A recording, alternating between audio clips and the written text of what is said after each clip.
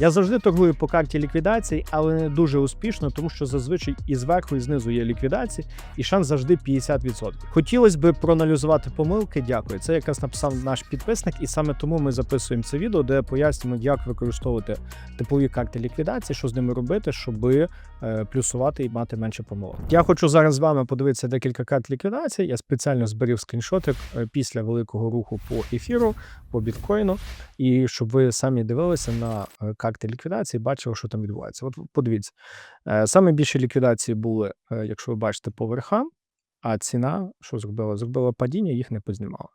Наприклад, ось тут, наприклад, ціна зняла. Тут чогось ціна, бачите, не добила і не зняла всієї ліквідації. От вам інші приклади.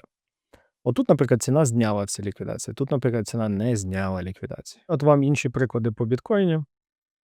Наприклад, тут, бачите, ціна непогано зняла ліквідації, відбилася, потім підійшла, всіх познімала, і після цього пішла вниз. Де ви би мали основне питання відкривати угоду? От, наприклад, представимо собі ситуацію, ціна ось тут посередині, і куди вам відкривати? Угоду на падіння, на ріст, яку ліквідацію ви маєте забрати першими?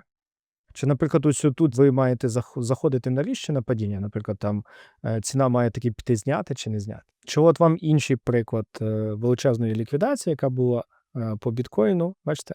От, наприклад, верхню ліквідацію. От чого ціна, наприклад, тут не підійшла і не зняла цієї ліквідації, а пішла тільки познімала нижню. А внизу, бачите, от, наприклад, у цій ситуації. Внизу були менші ліквідації, чим були ось тут. Чому так? Тому що ви повинні розуміти, що ліквідація – це не є панацея, ліквідація – це є тільки магніт.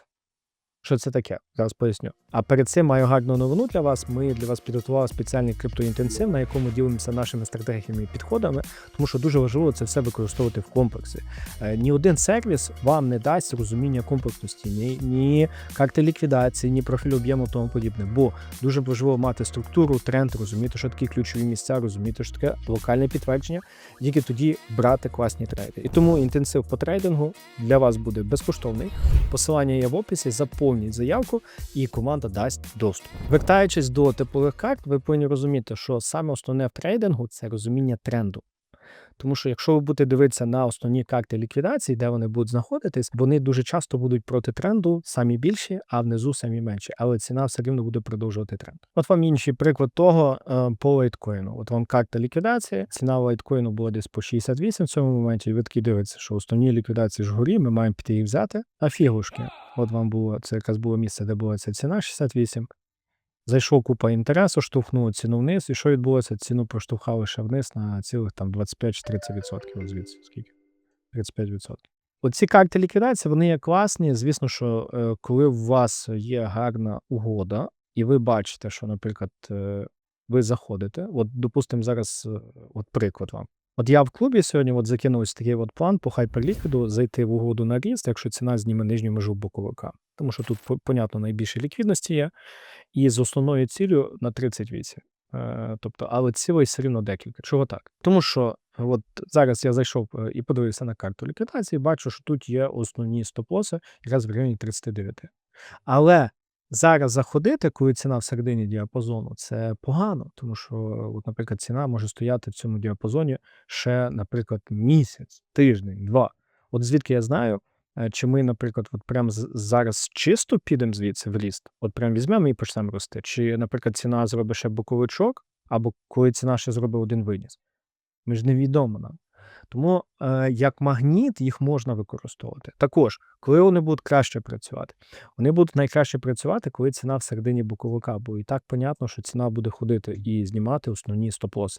Тобто в боковику, я думаю, вам і так зрозуміло, що більшість людей ховає стоп-лоси за межами, і ціна буде ходити збирати ці стоп-лоси, і це є дуже адекватно. І в боковику ось такі карти, вони будуть краще працювати. Але в боковику є певні нюанси. Питання, як заходити.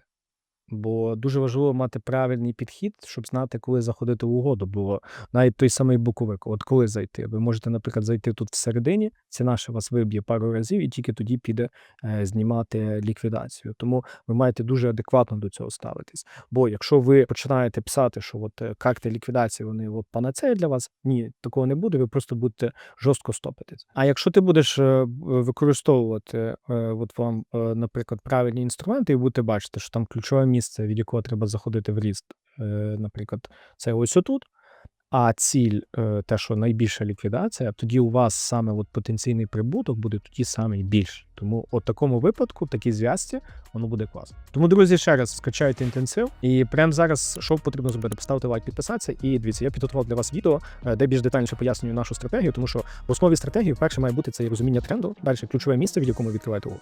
І третє, це вже підтвердження локальне, щоб ви бачили, що ви там йдете за якимось об'ємом. Тоді типова карта, ось ця ліквідація, ви будете використовувати її в більшості випадків як ціль. Ну, використовувати її виключно як причину для входу, не робіть цього, бо будете мати тільки купу стопів. Тому прямо зараз дивіться це відео і до зустрічі.